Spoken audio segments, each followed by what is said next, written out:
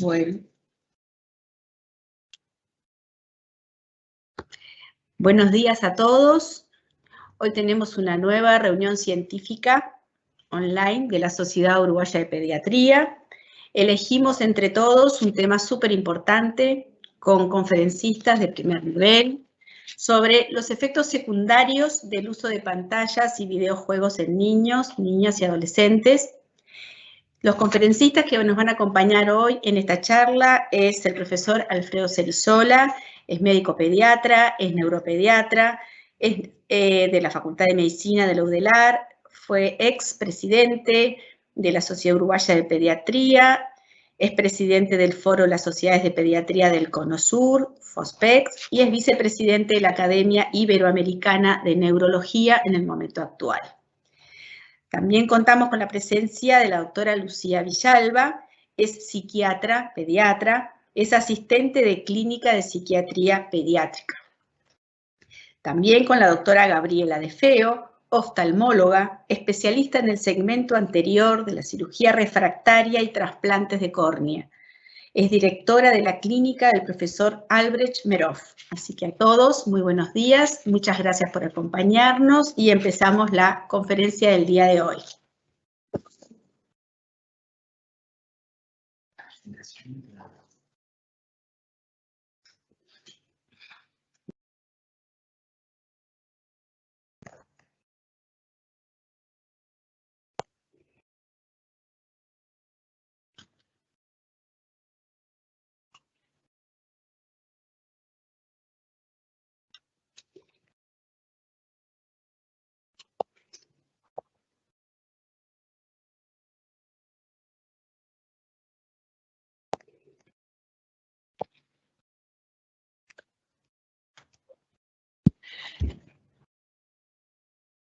Muy buenos días, muchas gracias a la doctora Pinchak y a la comisión directiva por la invitación a participar de esta reunión científica. Yo me voy a dedicar básicamente al impacto del uso de equipos tecnológicos que incluyan pantallas en los primeros años de vida, sobre todo a nivel del desarrollo y de conceptos generales sobre la salud del niño. En la etapa actual de nuestro mundo, ver estas imágenes no nos sorprenden. Sin embargo, esto era impensable unos cuantos años atrás, con lo cual estamos viendo una realidad que se impuso en nuestro mundo sin que tuviéramos oportunidad de analizar previamente los posibles impactos que pudiera tener en nuestra vida y sobre todo en la vida de nuestras niñas y nuestros niños. Y si miramos la tendencia, lo que se ve es que está aumentando significativamente. Esto es el uso de equipos en niños menores de 8 años en los Estados Unidos. En la secuencia de 2011, 2013, 2017, se observa un incremento en todos los equipos a nivel de los domicilios, pero especialmente lo llamativo también es que sean dueños de sus propios equipos, lo cual le da un sentir de pertenencia y de autonomía para usarlos mucho mayor. Y si vemos también dentro de cuáles son los tipos de equipos que se están usando, cada vez se están usando más dispositivos móviles, lo cual implica una menor posibilidad de contacto de los padres con el contenido que están usando los niños. Y porque el niño puede llevar el dispositivo móvil a cualquier rincón de la casa y no es como la televisión que está en la sala del domicilio, en la cual todos pueden participar e interactuar y saber qué es lo que se está mirando. Y no es uniforme según lo que se ve en los Estados Unidos, tendríamos que tener estadísticas más generales, pero lo que se ha visto en el último tiempo es que en los sectores de bajos ingresos, este uso de los dispositivos digitales es mayor en los grupos de menores ingresos, lo cual también hay que pensarlo en cuanto a lo que esto implica para el desarrollo y para el impacto que van a tener a nivel diferencial según los niveles socioeconómicos que se traten. En estudios ya realizados hace unos cuantos años, son estudios del año 2015, los niños de 0 a 4 años casi todos habían utilizado dispositivos móviles, 92% ya lo habían hecho al año de edad y la mayoría lo habían hecho explícitamente con fines de entretenimiento y no con aplicaciones con fines educativos, y también, como se veía en la otra encuesta, 3/4 partes de esos niños eran dueños de sus propios dispositivos. Y lo que decíamos del diferencial según este nivel socioeconómico, esto también en los Estados Unidos, los niveles socioeconómicos más altos trataban de que sus niños miraran contenidos que tuvieran por lo menos un rótulo educativo en comparación con los hogares de más bajos ingresos. Y entonces es importante pensar en este tema, en estas edades, porque el cerebro, que está en pleno desarrollo, tiene una enorme plasticidad cerebral, y las experiencias que las niñas y los niños viven van a ejercer una influencia profunda en el desarrollo, tanto cognitivo como emocional y social. Y los hábitos de comportamiento relacionados con la salud, tanto tales como la alimentación, la actividad física, el sueño y especialmente también los hábitos de uso de los medios digitales, se van a establecer en estas edades, y es en estas edades cuando los padres tienen mayor poder para influir sobre ellos. En los niños menores de 2 años de edad se encuentra en un estadio del desarrollo que se conoce como estadio sensorio-motor de Piaget, en el cual la comprensión del contenido de las pantallas bidimensionales es muy limitado, aun cuando obviamente lo que sucede en la pantalla les va a atraer la atención. Y todos sabemos, y lo hemos visto, que los niños pueden imitar y repetir acciones o imitar sonidos del lenguaje a partir de videos, pero esto no implica un aprendizaje de nuevos conocimientos. Muchas veces dicen, sí, aprendió nuevas palabras, aprendió a resolver determinadas situaciones, pero esas palabras que aprende, entre comillas, en ese contexto, después no las puede trasladar a un contexto comunicacional de su vida diaria. A su vez, el control atencional y el pensamiento simbólico son muy inmaduros como para poder hacer esa transferencia del mundo de las pantallas a la vida tridimensional. Y aquí es muy importante también plantear cuál es la interacción y cuál es la importancia que tiene la interacción entre los niños y los adultos. En los menores de 2 años, lo que se ha demostrado que beneficia en la estimulación del desarrollo es la exploración concreta de los objetos con las manos, es la interacción social con cuidadores que estén emocionalmente disponibles y que estén presentes para estimular las habilidades motoras, pero también del lenguaje, cognitivas y socioemocionales. Y lo que está demostrado que beneficia en el desarrollo son las conversaciones, alternando los turnos de comunicación, los juegos, las canciones, la lectura de libros, los paseos y todas esas actividades que habitualmente se realizan y se realizaban desde chicos en las familias. Y el juego compartido es central en el desarrollo socioemocional del niño porque le da una oportunidad especial de relacionamiento afectivo y de experiencias muy ricas entre las niñas y los niños y sus madres, así como también el rol de las madres y los padres es clave para facilitar el aprendizaje de lo que están viendo en un dispositivo electrónico hacia la vida real. Y eso tiene que ver con lo que se llama la flexibilidad cognitiva. Entonces, lo que se ha visto ya desde hace muchos años, esto ya en la década de los 90, se había investigado que había asociaciones entre una menor edad de inicio de medios electrónicos, en aquel momento era básicamente la televisión, un mayor tiempo dedicado a mirar televisión en la infancia temprana y cuando eran programas de entretenimiento en lugar de educativos, con retrasos en las habilidades cognitivas del lenguaje, sociales y emocionales. El tema que se planteaba desde el punto de vista metodológico es que podía ser que la asociación se diera porque los niños que tuvieran un perfil de desarrollo de menor funcionamiento podían tener más tendencia a mirar los dispositivos electrónicos y no que fuera el dispositivo electrónico, la televisión, la que estuviera ejerciendo la influencia sobre el desarrollo. Esto en investigaciones más recientes se ha podido ver que la asociación es longitudinalmente en el tiempo, que cuanto mayor es el tiempo de pantallas en determinadas edades, es peor el desarrollo en edades posteriores, como en este estudio realizado en Canadá, con un seguimiento de una cohorte muy amplia de 2.441 madres e hijos, que estaban en seguimiento de la etapa prenatal y con las evaluaciones del desarrollo sucesivas, demostraron que a mayor tiempo de pantallas a los 24 meses era peor el desarrollo a los 36 y cuando era mayor el tiempo de exposición a las pantallas, a los 36, era peor el desarrollo a los 60 meses, pero no había una asociación inversa, como un menor desempeño en desarrollo que tuviera un mayor tiempo de exposición a las pantallas. Y ha habido muchos estudios que no solo evalúan eso longitudinalmente, sino también la cantidad de tiempo. Y entonces, comparando los niños que ven menos de 1 hora por día con los que ven 2 o 3 horas por día, se ve que cuanto mayor es el tiempo, la probabilidad es creciente en cuanto que haya problemas de comportamiento, retrasos en los logros del desarrollo y una más pobre adquisición de vocabulario.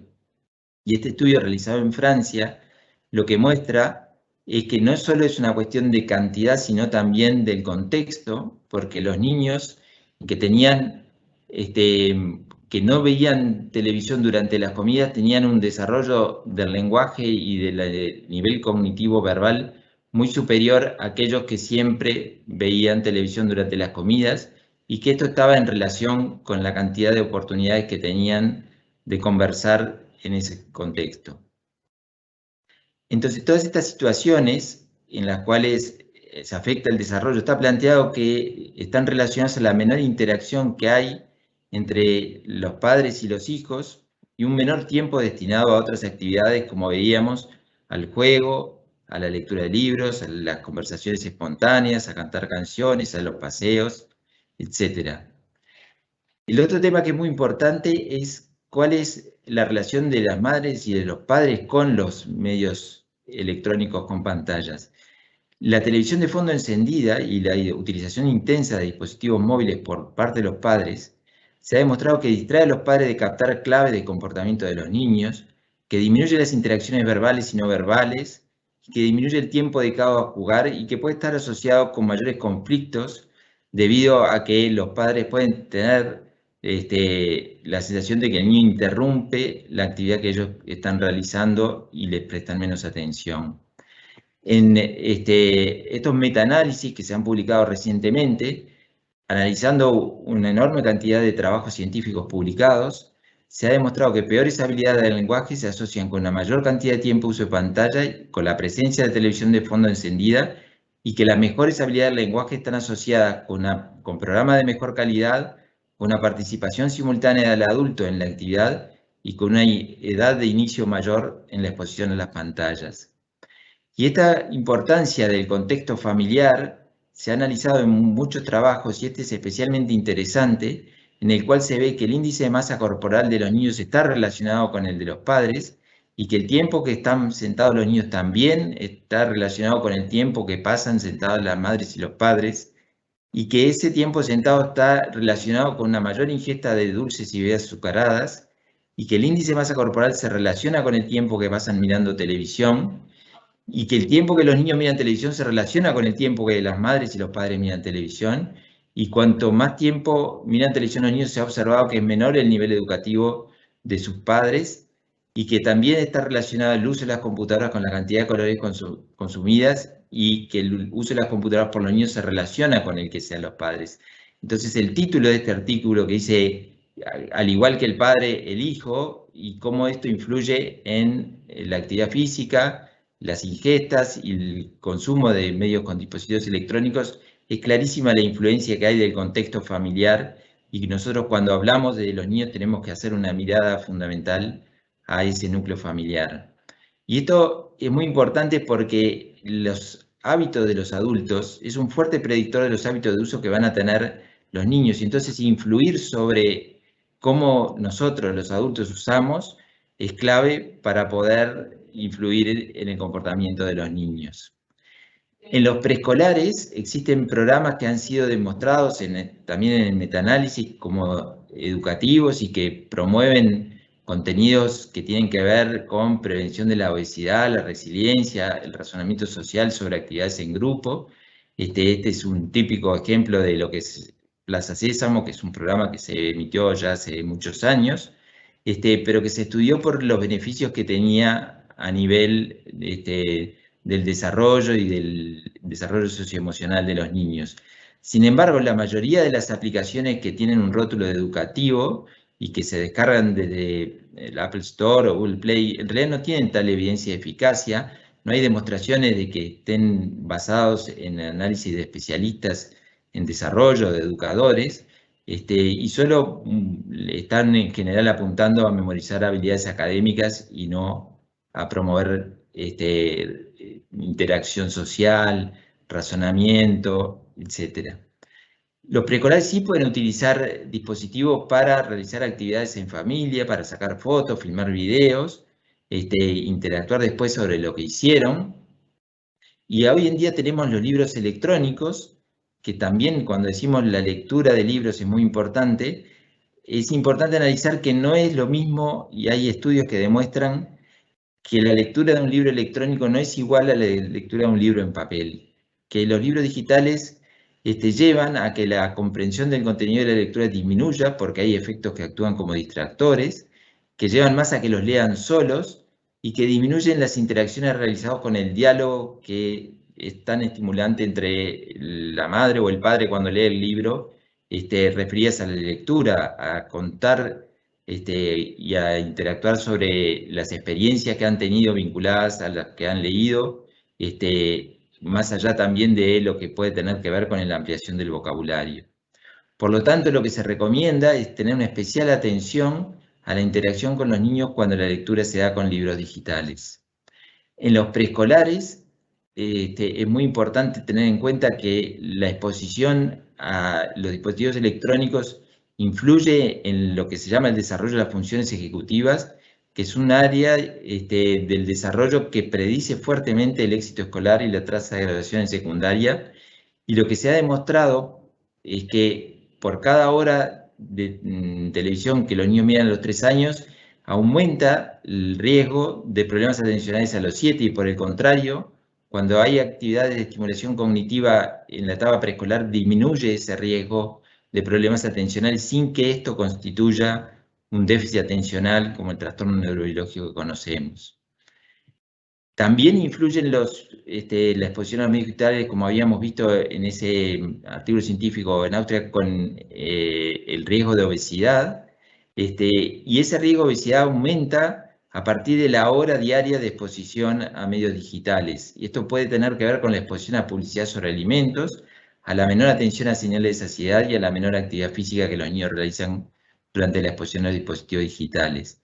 Esta es una guía canadiense de cuáles son las actividades que se deben promover en los niños y en los jóvenes, y dentro de ellas ven que dice aumentar, como no, está en inglés y por eso son las 4 S, que tienen como sudor, caminar, dormir y estar sentado. Todas las otras se promueven que aumenten, menos estar sentado, en que tiene que estar limitado el periodo en que esté sentado a no más de 2 horas de actividades recreativas con pantallas. Influye también el uso de los medios digitales en los patrones de sueño, el aumento de la duración de la exposición a los medios digitales y la presencia de la televisión, la computadora o el teléfono celular en el dormitorio en la primera infancia se ha asociado con menos minutos de sueño por la noche. Esto se ha visto ya que es desde la etapa del lactante y tiene que ver con que la exposición a la luz de las pantallas disminuye la secreción de melatonina que es tan necesaria para la conciliación del sueño. Hay muchísimos trabajos que muestran que el tiempo frente a las pantallas se asocia con problemas de comportamiento en jóvenes y que a su vez tiene también que ver con un menor tiempo de sueño y más problemas de sueño. Y otros estudios no solo ven el tiempo de exposición a la pantalla, sino también el tiempo de juego al aire libre. Y eso lo que observan es que cuanto más tiempo frente a las pantallas, hay una menor duración de sueño nocturno y una hora más tarde para ir a acostarse, y una mayor latencia entre que se acuestan y que inician el sueño. Mientras que el mayor tiempo de juego al aire libre se asocia con una menor probabilidad de despertar durante la noche. Por lo tanto, los autores plantean que reducir el tiempo frente a las pantallas y aumentar el tiempo de juego al aire libre es clave para mejorar los hábitos de sueño en los niños. Ha habido muchísimas guías de asociaciones científicas, esta de la Academia Americana de Pediatría que se publicó en el 2016, sacaron también un capítulo simultáneamente en las clínicas pediátricas de Norteamérica, en el libro que tienen como guía para el control del desarrollo de los niños, que se llama Bright Futures, también de la Sociedad Canadiense de Pediatría, de la australiana, en la cual esta es de la italiana, en la cual hacen recomendaciones sobre el uso de dispositivos, y la Organización Mundial de la Salud en abril del 2019 sacó una declaración en la cual establece que para crecer sanos, los niños tienen que pasar menos tiempo sentados y jugar más, en una declaración propositiva sobre cuáles eran las actividades que promovían la salud y el desarrollo. Cuando uno lee la declaración, en realidad en el detalle dice que los niños hasta los 2 años, la recomendación es de 0 pantallas, ahí está recogido por La Vanguardia, un portal español que dice ni mucho ni poco, 0. También en otros portales se recoge lo mismo, como la necesidad de pensar en este tema desde los primeros meses y años de vida. Y las recomendaciones que se establecen es, primero, iniciar la conversación tempranamente, no asumir que las madres y los padres van a saber cómo actuar frente a estos casos, ni asumir que saben cuáles son las actividades que estimulan el desarrollo y aquellas que pueden impactar negativamente. Para los niños pequeños, desalentar el uso de medios con pantallas. Los americanos dicen entre los 18 y 24 meses solo si lo usan con los padres y fundamentalmente para hacer videollamadas. Entre los 2 y los 5 años, 1 hora o menos por día, y entre los 5 y los 8 años, menos de 2 horas por día, en el sentido de todas estas evidencias que estuvimos comentando. Ninguna pantalla durante las comidas o en la hora previa a dormir, por lo que vimos que influye. Evitar que el dormitorio tenga televisión. No sentirse presionados a introducir la tecnología tempranamente, porque en realidad ese puede ser un miedo de los padres de que el niño después no logre ponerse a tiro, y en realidad es muy fácil y muy intuitivo, y rápidamente alcanzan los niveles de dominio de los dispositivos tecnológicos cuando empieza más tardíamente. Evitar utilizar los dispositivos electrónicos como la única forma de calmar a los niños, si bien puede haber instancias, como puede ser en procedimientos médicos, en viajes prolongados que tienen que permanecer sentados, donde puede tener un rol. Y sobre todo, monitorear el contenido de los medios y qué aplicaciones descargan y utilizan los niños, y tratar de estimular a que esos contenidos sean educativos y prosociales, e involucrarnos los adultos con los niños en torno a la tecnología. Generar espacios y tiempos desenchufados, que esas actividades no desplacen ni el sueño, ni el ejercicio, ni el juego, ni la lectura, ni las interacciones sociales, y que cuando las utilicen de manera creativa y social. Y mirarnos mucho como adultos, porque ser buenos modelos es clave para que los hijos también desarrollen mecanismos de autorregulación en el uso de las pantallas.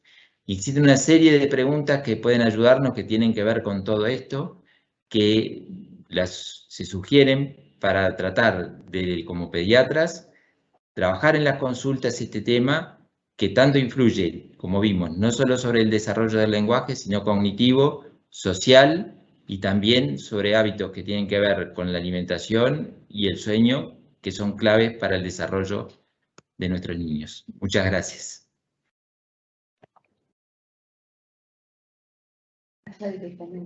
Karina, tuyo. Muy bueno, Fredo, muy bueno, de calidad, muy bueno. Sí.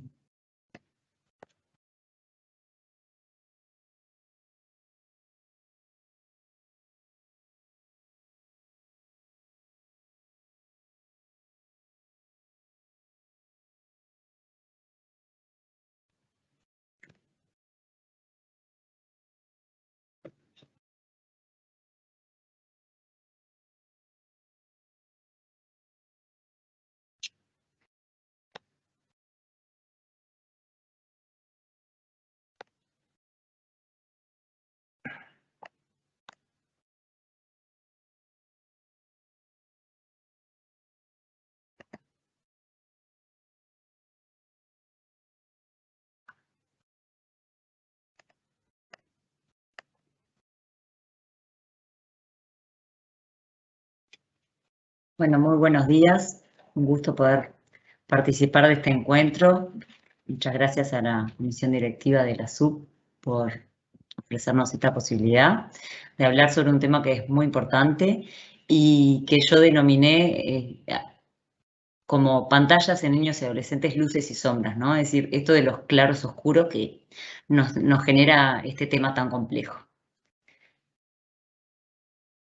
Bueno, vivimos en una era digital donde los cambios han sido muy drásticos y muy rápidos. Quedamos todos como muy fascinados, perplejos y compenetrados con lo que es la tecnología, y de alguna forma los niños no son ajenos a esta situación y realmente han crecido en un mundo digital donde los cambios durante la pandemia han sido muy bruscos y han permitido avances muy importantes como las clases online, ¿no? Esto de poder ofrecer la continuidad académica, el trabajo en casa, el home working, la posibilidad de tener videollamadas o videoconsultas. También lo hablaban los supersónicos, ¿no? Como en el pasado, sobre esta posibilidad tan remota que hoy se nos hace presente. Y otras películas también han podido visualizar como en un futuro 2020, ¿no? En 2023, cuando en Volver al Futuro se hablaba de la posibilidad de enviar fax y otros comportamientos que han sido presentes desde hace bastante tiempo.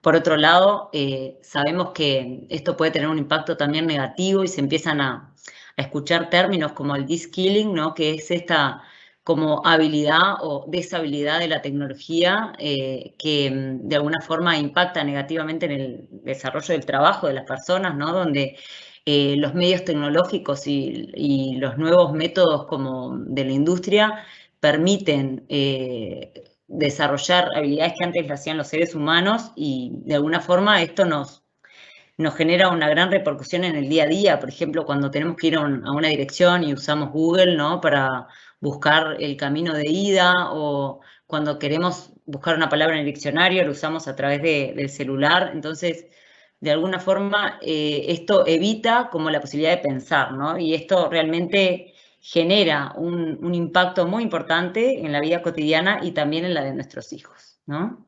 Entonces también se empiezan a escuchar términos distintos como el hikikomori, ¿no? Que es una situación que se vive en el Japón y en algunos países, que ha impactado bastante en el mundo y que tiene que ver con el aislamiento de las personas del entorno social, de la pérdida de habilidades académicas, educativas o laborales, para usar la tecnología de forma incontrolada y permanente.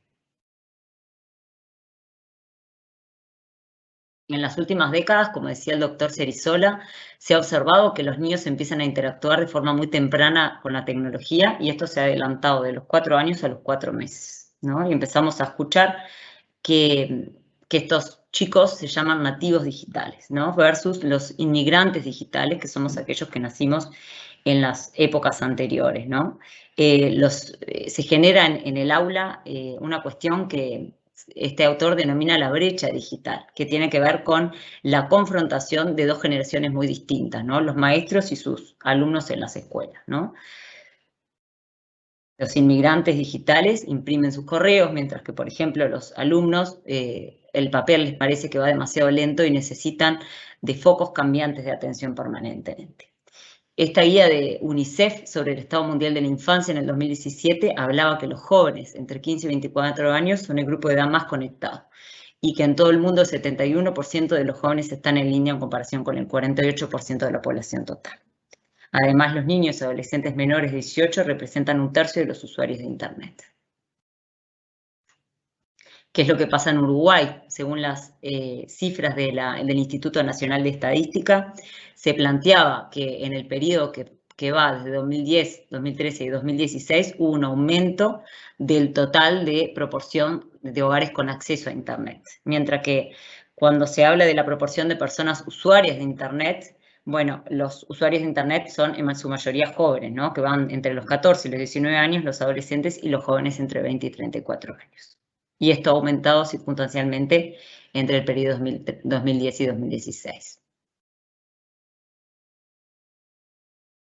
La proporción de hogares con acceso a computadora ha ido variando y en realidad no aumenta, seguramente vinculado al uso de dispositivos de uso personal como son los teléfonos celulares.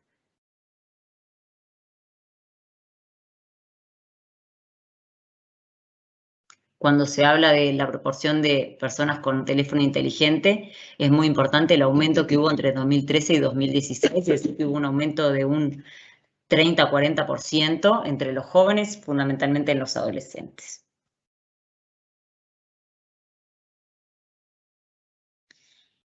Este estudio es un trabajo que se realiza en múltiples regiones del mundo y que se ha replicado en nuestro país en el 2017, y es una investigación empírica y sistemática sobre los riesgos y los beneficios del uso de Internet en niños y adolescentes uruguayos, que ha sido gestionado por el Plan Ceibal y por la Universidad Católica del Uruguay, y que ofrece resultados bien interesantes. Dentro de los principales hallazgos, el trabajo habla de que los niños uruguayos se conectaron al menos alguna vez cuando lo necesitaron, y esto habla de la accesibilidad, y esta es mayor en niños y en adolescentes que en adultos. El teléfono celular sigue siendo el dispositivo más utilizado, y esto tiene sus particularidades porque permite un uso que es privado, pero a su vez es aislado y muchas veces falta de supervisión. Los niños no son expertos en el uso de Internet, es decir, que no logran ser como tener una performance completa sobre las habilidades digitales, y esto habla de los riesgos que puede tener. Consideran que hay cosas buenas en el uso de Internet y planifican usarlo en el futuro como formas de entretenimiento, diversión, de aprendizaje y de comunicación, y reconocen sus dificultades para regular su comportamiento con relación al uso del teléfono, pero también ven que los padres tienen sus propias dificultades en regular el acceso, ¿no? Entonces, de alguna forma, esto va de la mano de lo que planteaba el doctor Cirisola, de las características del uso de los celulares o de los dispositivos electrónicos por parte de los padres, que en gran parte influye en el comportamiento de los menores. Muchos de los jóvenes son conscientes de los riesgos y las características de Internet hacen necesario el desarrollo de estrategias para reducir los riesgos. Esto tiene que ver con la accesibilidad a contenido que puede ser peligroso, que puede ser arriesgado para la salud, y también por la exposición a contenidos para los cuales no están preparados. Otros hallazgos indican que el uso responsable involucra a los padres, por lo tanto, el uso que no es responsable, ¿no?, y que supone riesgos también involucra la ausencia de control parental. La mitad de los niños habían tenido experiencias negativas y pudieron pedir ayuda. Y acá uno se pregunta, ¿qué pasó con los demás niños que no pudieron pedir ayuda, ¿no? Que seguramente no están siendo supervisados adecuadamente. A mayor acceso y a mayor uso hay más beneficios, pero también implica más riesgos. Esta es una guía que plantea UNICEF para el uso de pantallas en casa durante la cuarentena.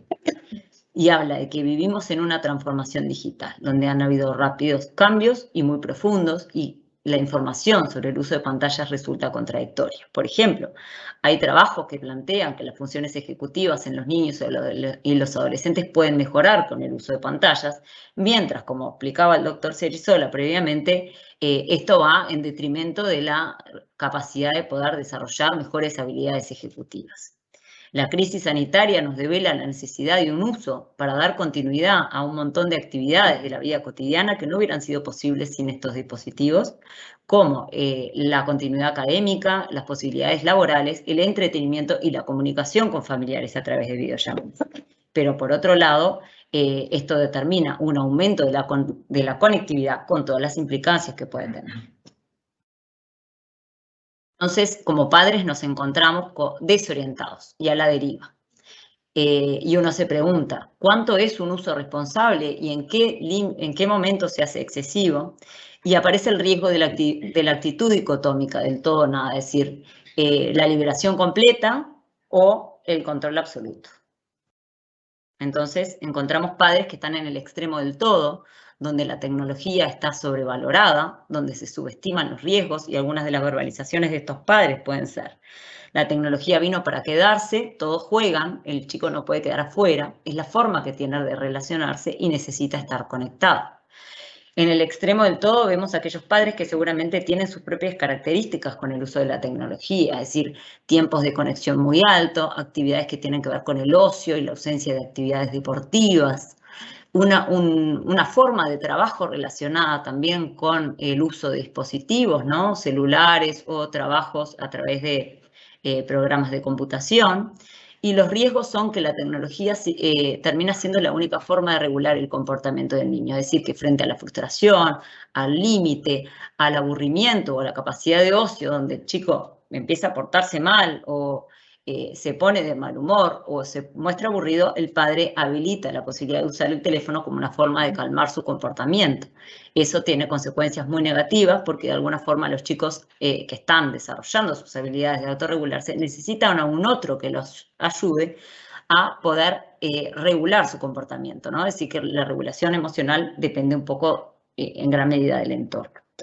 Se genera un pase libre donde la única forma de sobrevivir a la cuarentena es el uso del celular, ¿no? O los juegos.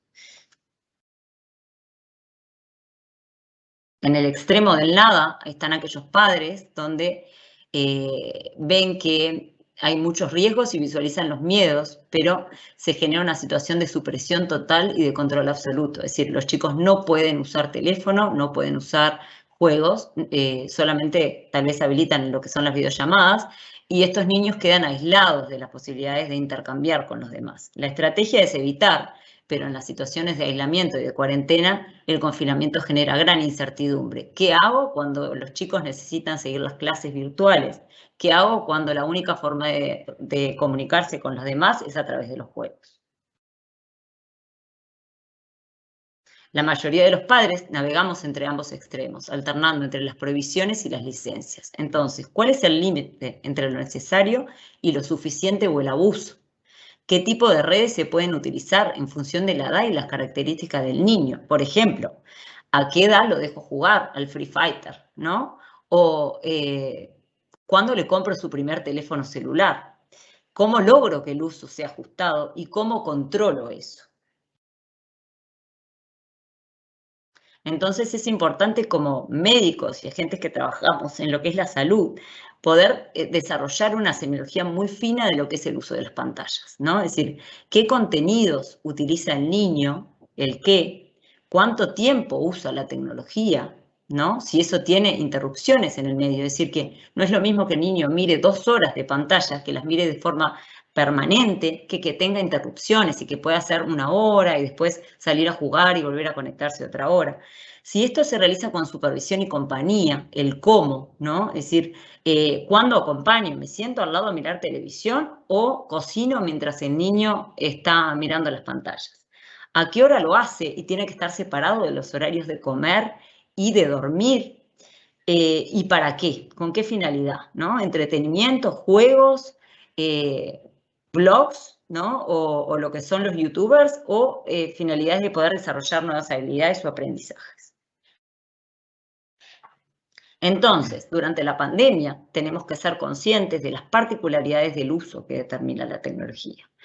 Es fundamental lograr cierta flexibilidad, es decir, tenemos que saber que vamos a tener que desarrollar la tolerancia de mayores tiempos de conexión en pos de poder desarrollar otras habilidades de comunicación y también de aprendizaje, pero tenemos que ser muy cautelosos porque los periodos de tiempo deben ser cortos. Por ejemplo, si el niño está o el adolescente está cursando un periodo de aislamiento por tener contacto con COVID o tener la enfermedad de COVID, bueno, tenemos que saber que en ese tiempo va a estar más conectado y tenemos que permitir eso. Pero después de esta situación, eso se finaliza y se vuelve a la vida más normal y cotidiana, ¿no? De lo contrario, puede ser dañino si lo extendemos en el tiempo. Y hay que considerar que los dispositivos de uso personal, como el celular, tiene sus peculiaridades porque su uso es restringido y oculto, donde los jóvenes tienen sus propias contraseñas y donde eso se hace inaccesible a los padres. Hablábamos hoy de aquellos padres que estaban en el extremo de la nada, ¿no? Y muchas veces esos padres son muy intrusivos en el uso del teléfono por parte de los hijos, ¿no? Entonces, vigilan las contraseñas, monitorean permanentemente qué tipo de aplicación utilizan y eso debe negociarse de alguna forma, ¿no? Entonces, termina siendo fundamental el uso responsable del teléfono y la confianza de parte del adulto.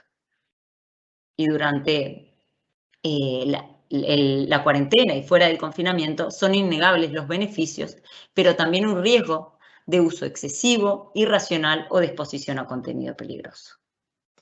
Entonces, ¿qué beneficios tienen las tecnologías de la información y la comunicación? Bueno, son múltiples.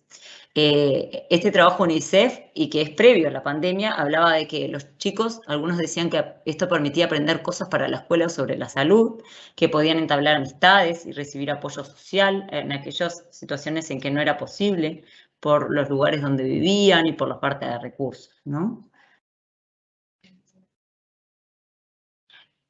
Por otro lado, las recomendaciones para los escolares, que son una población distinta de los adolescentes, suponen que es muy importante lo que es el control parental, ¿no? La supervisión de las actividades que se realizan a través de los medios digitales, la capacitación sobre cómo manejar el contenido que se comparte, cuáles son los juegos y cuáles son las redes sociales que puede y no puede tener. ¿Qué es lo que se puede hacer público, ¿no? ¿Qué es lo que se puede compartir? Y lo que se puede hacer público es aquello que uno sería capaz de decírselo en persona, por ejemplo, ¿no? O que uno podría ser capaz de mostrárselo a los padres o a un profesor, ¿no? Eso permite poder entender de parte de los chicos, bueno, cuál es lo, digamos, lo que de alguna forma los límites socialmente aceptados permiten o habilitan, ¿no? ¿Cuáles son los datos de privacidad que se pueden compartir? Y esto se hace solo con personas de la confianza, que uno conoce personalmente y no virtualmente. Hay que advertir sobre los perfiles ficticios de los demás, ¿no? Y también sobre los propios, que no se puede inventar cómo es uno, quién es, dónde vive, ni tampoco qué edad tiene. Establecer relaciones con contactos reales que conoce, ¿no? Como amigos de la escuela o del liceo. No enviar contenidos íntimos, lo que debe estar prohibido, ¿no? Como por ejemplo fotos o videos que muestren las partes íntimas o que muestren contenidos de la intimidad. Conocer cuáles son los riesgos y pedir ayuda en casos de necesidad y estar cerca y mostrarse visibles como adultos. Por lo tanto, tiene que haber un equilibrio entre el tiempo online y offline también, es decir, tiene que haber actividades fuera de la tecnología.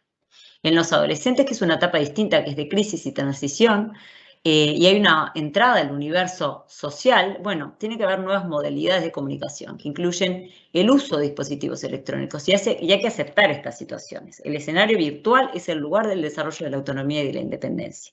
Y los riesgos son que el uso excesivo e irresponsable pueda darse, así como que haya exposición a contenido violento o a lo que se llaman las fake news, ¿no? Que generan estigma, discriminación y muchos miedos. ¿Cuál es el rol de los padres de los adolescentes? Educar y enseñar sin juzgar, monitorear el tiempo, pero también el cumplimiento de obligaciones y responsabilidades fuera de la tecnología, que haga los deberes, que estudie, que haga deportes, desarrollar la confianza, y hay que cultivarla, y entender que los ensayos y errores son parte del proceso. Es decir, que hay que navegar de forma segura para lograr un desarrollo progresivo y gradual con el objetivo de desarrollar habilidades digitales. ¿Qué es lo que pasa cuando el control parental se hace difícil? Y acá encontramos estas situaciones o términos que empiezan a sonar en la cabeza de todos: el grooming, el sexting, el ciberbullying, la violencia y las adicciones por internet, la depresión vinculada a los dispositivos electrónicos o a las nuevas tecnologías. Y entonces una de las preguntas es si genera violencia. Bueno, y si bien no genera violencia, hay trabajos que vienen desde el 2001 y que después se han extendido, que hablan de que no hace a los niños violentos, pero aumentan las posibilidades de los comportamientos agresivos o violentos de parte de estos niños, porque los videojuegos tienen contenidos muchas veces que son agresivos. Los canales de televisión exhiben en un 60%, esto es de 2001, violencia interpersonal, muchas veces de una forma entretenida o glamorosa. Y los niños o los jóvenes habrán visto a la edad de 18 años 200.000 actos de violencia en la televisión. Los shows para niños también tienen contenidos violentos. Después encontramos el cyberbullying, que es una forma de bullying mediante la que se usa la tecnología o la comunicación por parte de uno o varios para amenazar, agredir o acechar a una persona, y tiene algunas como características especiales, a diferencia de el bullying personal, digamos. Esto está favorecido y facilitado por el anonimato, donde se escapan las normas sociales, hay menor riesgo de ser descubierto y el uso masivo del teléfono habilita y de alguna forma desarrolla la persistencia de estas conductas. Cuando la prohibición de los padres aparece, eso tiene consecuencias porque el chico no se puede defender de esas agresiones. Empezamos a escuchar también que los chicos se exponen a contenido sexual, ¿no? A través de programaciones, propagandas. Las investigaciones también muestran que el contenido sexual puede contribuir a un desarrollo precoz de la sexualidad y se habla de que puede desencadenar un embarazo adolescente o la paternidad de un embarazo adolescente. El grooming es una estrategia que usa una persona adulta desconocida en general para desarrollar la confianza de un joven a través de Internet con el fin de abusar de alguna forma sexualmente. Y el sexting es cuando los propios jóvenes comparten, ¿no? Que lo escuchamos muy comúnmente en la consulta, ¿no? Que vienen los padres preocupados porque los chicos mandaron fotos o mandaron videos de su intimidad a otros. Esto se puede viralizar y puede tener consecuencias importantes en la salud mental por el estigma, la discriminación, ¿no? Desarrollando muchos cuadros de ansiedad o depresión vinculados a eso. ¿Y qué es lo que pasa cuando aparecen conductas adictivas en relación al uso de la tecnología?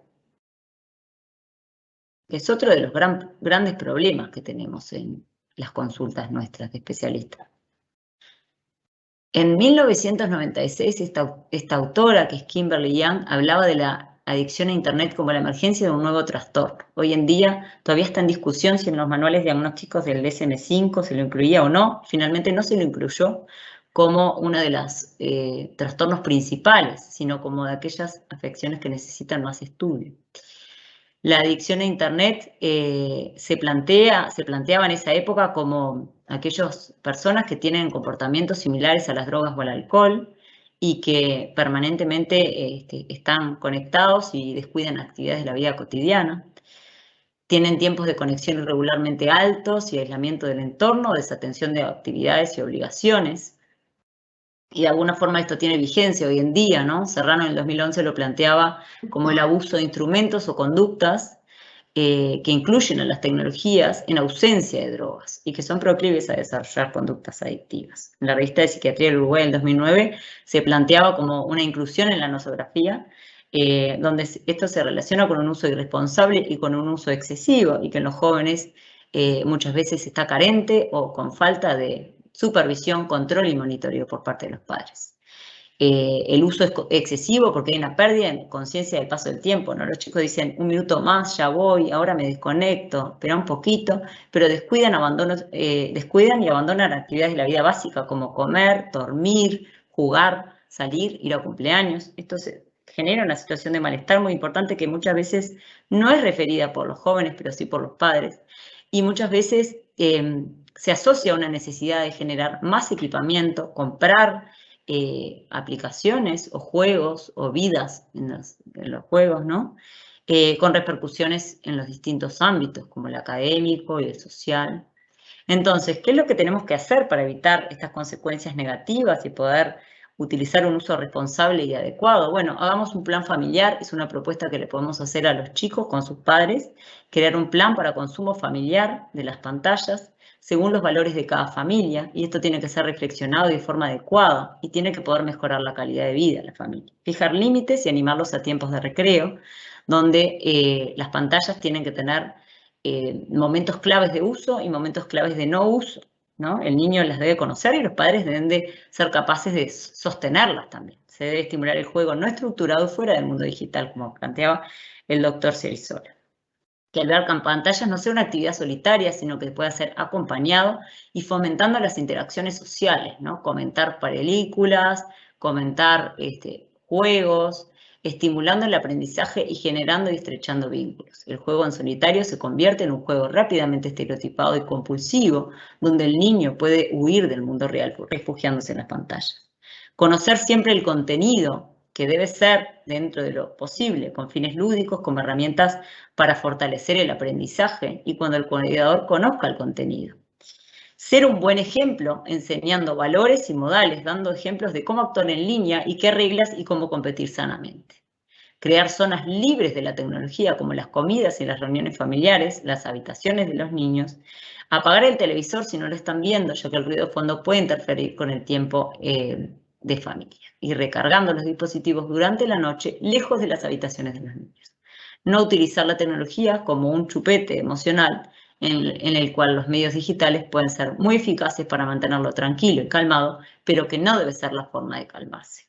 Los niños deben reconocer que las emociones fuertes son normales y deben desarrollar herramientas para sobrevalorarlas acompañado de parte de los padres. Y bueno, y por último les dejo esta frase que es "What goes online stays", que tiene que ver con esto de la huella digital, de la permanencia de todo lo que hacemos online y los cuidados que hay que tener con esta relación, en relación a esto. Muchas gracias. Muy bueno, sí, muy bien. Es muy bueno, muy bueno. ¿Tiempo? Sí. Sí.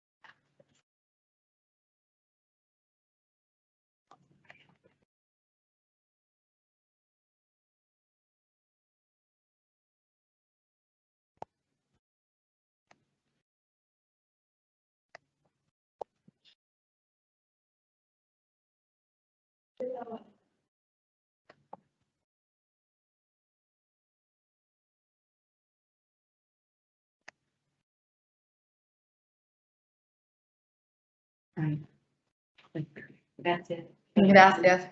Bueno, buenos días. Muchas gracias. Disculpen que no me saqué el tapaboca. La costumbre en esta época. Buenos días a todos y muchas gracias por la invitación a participar en este evento. Yo voy a hablar de los efectos oculares en los niños, niñas y adolescentes de las pantallas y de los videojuegos. Los vamos a dividir en dos grandes grupos. Por un lado, efectos transitorios, que son los efectos de los cuales la mayoría estamos acostumbrados a escuchar, pero por otro lado, en mi charla quisiera destacar que también existen o pueden existir efectos permanentes de las pantallas. Los efectos transitorios son los que englobamos en el término síndrome visual informático y son todos los signos y síntomas que se presentan a nivel ocular relacionados con la exposición prolongada a las pantallas. Ahora vamos a ver en detalle a qué nos referimos.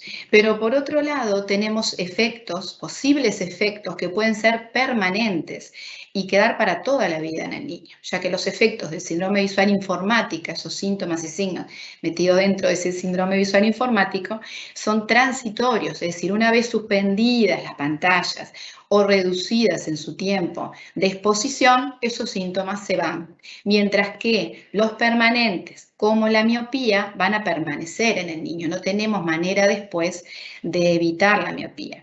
Y en un segundo plano, pero que también me importaría destacar, es el queratocono. Y ahora vamos a ver cómo ligamos estas dos cosas, el queratocono a la exposición de las pantallas. El síndrome visual informático tiene los siguientes síntomas. Son variados. Por un lado, molestias del niño y por el otro son efectos más bien visuales. Las molestias como dolor, cansancio ocular y periocular, ardor, quemazón ocular, sensación de arenilla o de ojo seco. Por lo contrario, pueden tener lagrimeo, se ven el ojo rojo, los papás les ven que se le enrojecen los ojos fundamentalmente al final del día. se frotan los ojos, y eso es algo muy importante, se frotan los ojos porque les molesta, por el ojo seco, por el ardor, y eso es lo que relaciona este tema con el queratocono, como lo vamos a ver más adelante. Y por otro lado, síntomas visuales, la visión borrosa, ya que el ojo precisa estar bien lubricado para ver bien, y si se le seca el ojo van a estar viendo peor, y también la fotofobia. En el caso de los niños hay un tema diferente a los adultos, que los niños son más adaptables a estos síntomas, no se dan cuenta que los tienen, demoran en comunicarnos que tienen estos síntomas. El niño ve mal y le cuesta darse cuenta que ve mal, le cuesta comparar con qué es la normalidad, cosa diferente en el adulto. El adulto se da cuenta que está viendo peor, el adulto se da cuenta que le arde, al niño le cuesta más llegar a informarnos que está sintiendo eso. Por eso todos los que estamos en relación con los niños tenemos que estar atentos a ver si esto está presente. En cuanto a factores que contribuyen a que estos síntomas aparezcan. Niños que tienen errores refractivos no corregidos, fundamentalmente hipermetropía, que son los niños que hacen mayor esfuerzo visual para ver de cerca. Los miopes en sí no ocurre tanto, ya que los miopes ven bien de cerca, pero cualquier tipo de error refractivo, pues si es una miopía alta también va a ser muy importante, va a afectar y va a promover la presencia de estos síntomas relacionados a las pantallas. Cualquier tipo de alteración en la visión binocular, una insuficiencia de convergencia, una fusión reducida, la presencia de un estrabismo, alteraciones en la acomodación, todo eso nos hace recomendar y resaltar la importancia del examen oftalmológico completo, de que los niños concurran a los exámenes oftalmológicos que se promueven regularmente, y por otro lado, que si existe algún tipo de síntoma visual, que concurran, aunque no coincida con el momento del síndrome regular, que consulten antes por la presencia de un síntoma visual. El ojo seco con relación y como integrante de este síndrome visual informático. ¿A qué se debe? A que frente a las pantallas hay una disminución del parpadeo, eso está medido en varios estudios, les he puesto al final las referencias de los estudios que voy a hablar durante la charla. Puede haber un cierre ocular incompleto, el tamaño de la hendidura palpebral, dependiendo de dónde está la pantalla, si la pantalla está más alta, el ojo mira un poco más hacia arriba, hay más ojo expuesto al aire, y por eso la recomendación de la posición de la pantalla, eso lo vamos a ver más adelante, a nivel o por debajo de los ojos. Bueno, los niños o adolescentes fundamentalmente que usan lentes de contacto, el lente de contacto les seca también o puede aumentar la posibilidad de que el ojo se seque.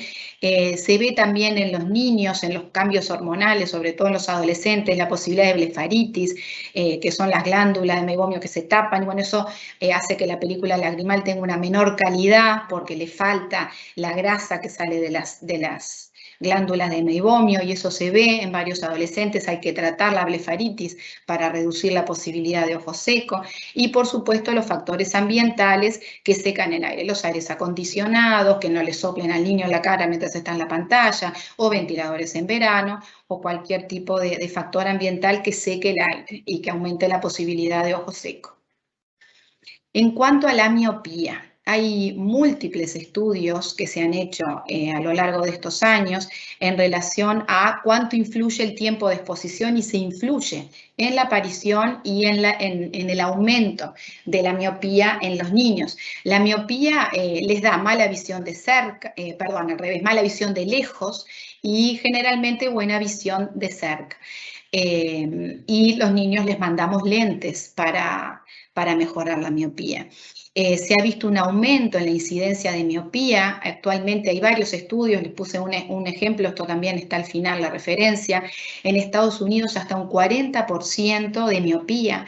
En Asia es altísimo, es increíble. Hay estudios que muestran hasta un 90% de miopes. Es como una especie de epidemia, y por eso se piensa que realmente se plantea como epidemia. La Organización Mundial de la Salud pone a la miopía como una de las cosas, las patologías oculares a atacar para reducir la posibilidad de ceguera prevenible ¿Por qué ceguera prevenible? Porque uno piensa la miopía, bueno, se ponen lentes y ya está. No, la miopía, y sobre todo la miopía elevada, se asocia a patologías severas oculares, como es el glaucoma, las cataratas de aparición más precoz, el desprendimiento de retina y la maculopatía miópica.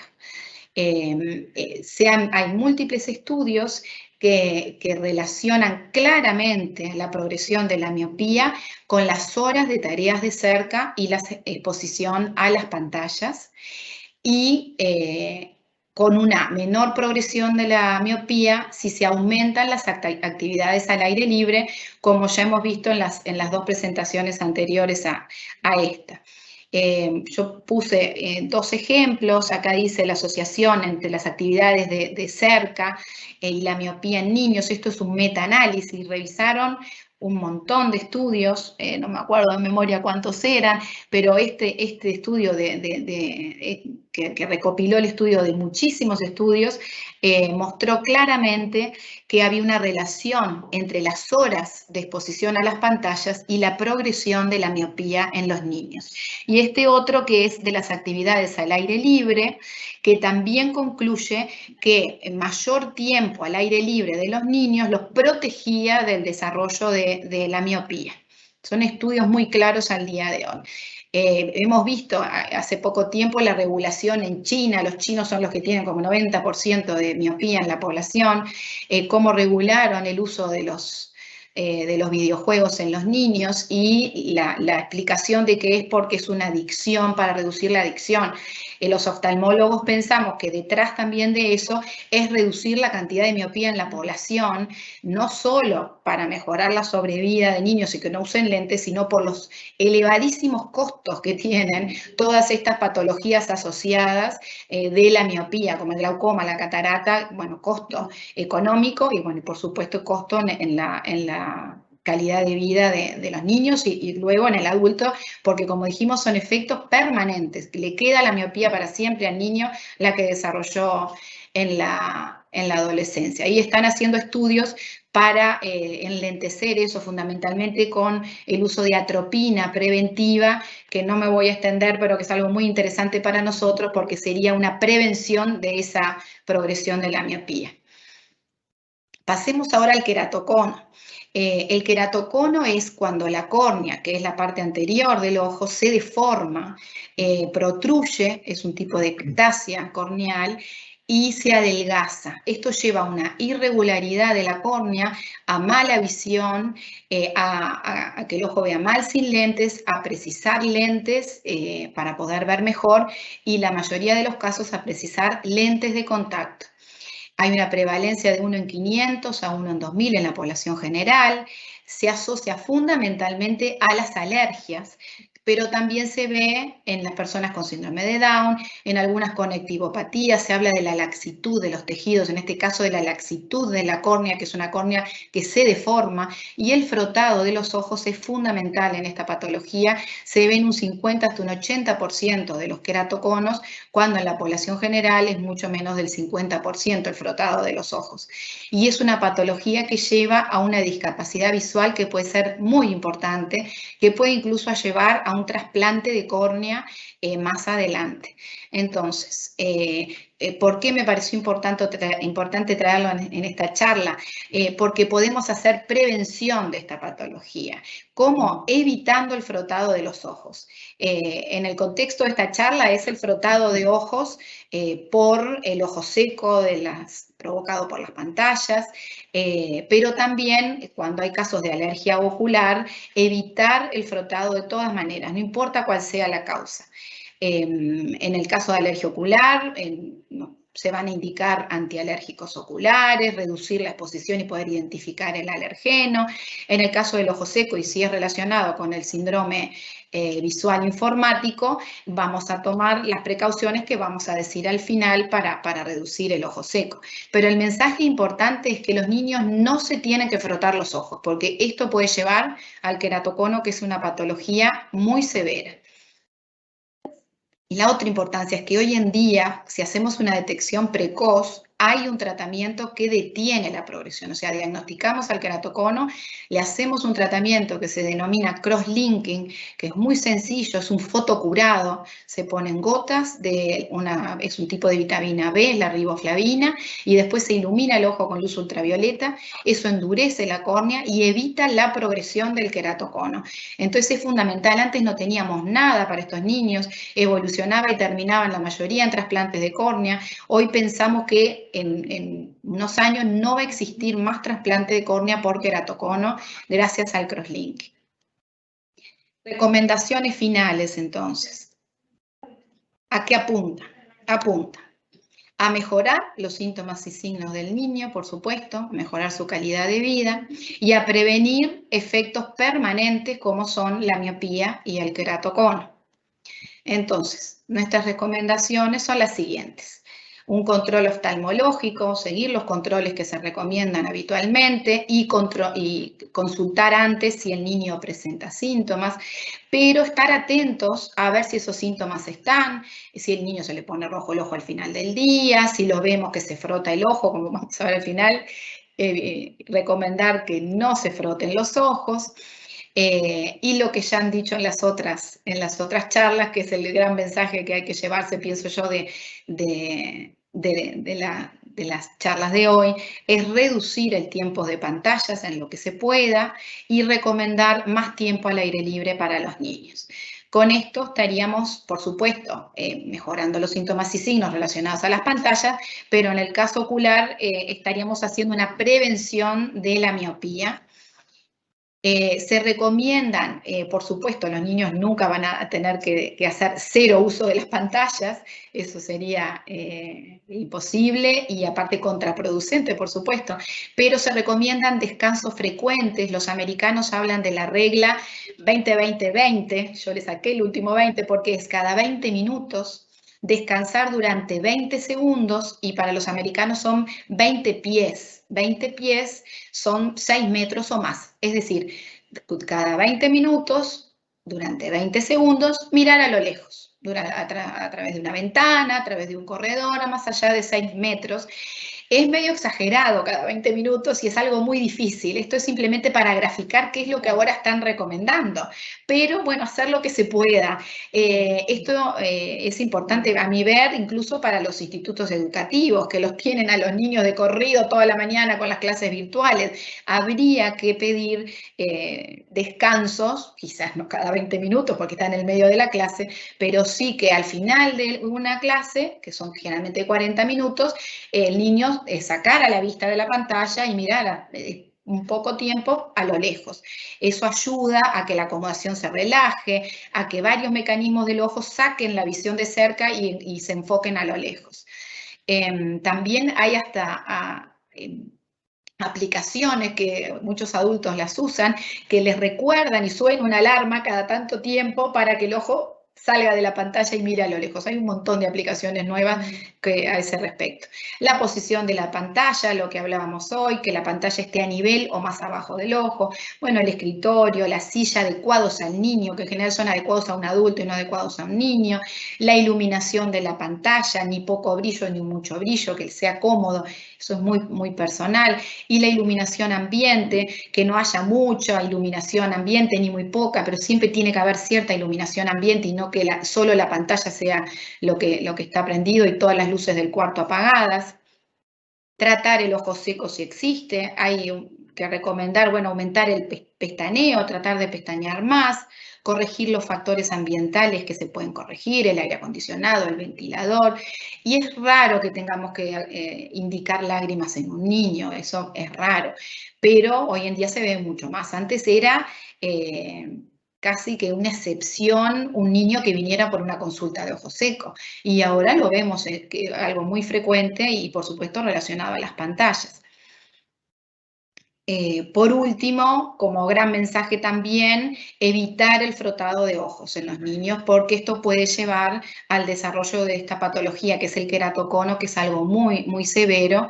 Si los niños tienen alergia, les vamos a indicar antialérgicos tópicos. Hay antialérgicos tópicos, no corticoides, que pueden usarlo todos los días del año si fuera necesario, o en los cambios de estación, si es una alergia estacional, que les quita la picazón y el niño no se va a frotar los ojos. Si es por ojo seco, tratamos el ojo seco, pero que no se rasquen los ojos. Y por último, para mí lo que es súper importante, informar y educar a todos los que están en relación con los niños, a los padres, a los maestros, a los pediatras en este caso. Por eso me parece, y les agradezco mucho que me hayan incluido en el evento de hoy, que nos parece que el rascado de los ojos, que no tiene importancia, bueno, no, tiene muchísima importancia, y bueno, y los padres, que son los que terminan regulando el tiempo de pantallas, el tiempo de aire libre de los niños, y bueno, si se frotan o no se frotan los ojos.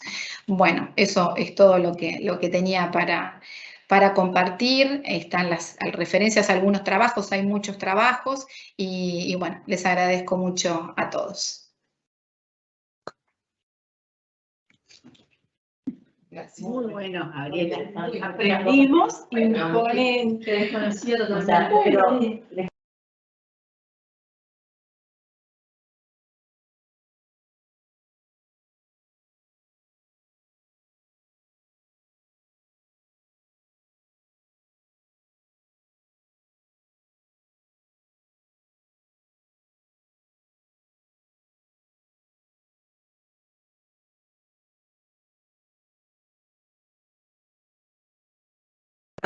Les mando el Skype. Y bueno, si les digo 1 hora, lo van a sacar 2 o 3. Les digo el 2020. Sí, 2020. Los yankees están con eso, es 2020. Bueno, estamos terminando una reunión científica de mucho interés para la asistencia de los niños. Aprendimos mucho, nos llevamos muchos tips, mucho conocimiento de 3 grandes expertos para, bueno, no solo para aumentar nuestros conocimientos, sino para trasladar a las diferentes familias y en los diferentes centros educativos también, porque es importante compartir todos estos conocimientos por la alta frecuencia que tenemos de las patologías planteadas o de los riesgos, ya sea en el desarrollo o en la comunicación de los niños en todas las edades, niños, niñas y adolescentes. Así que a todos los conferencistas, muchísimas gracias.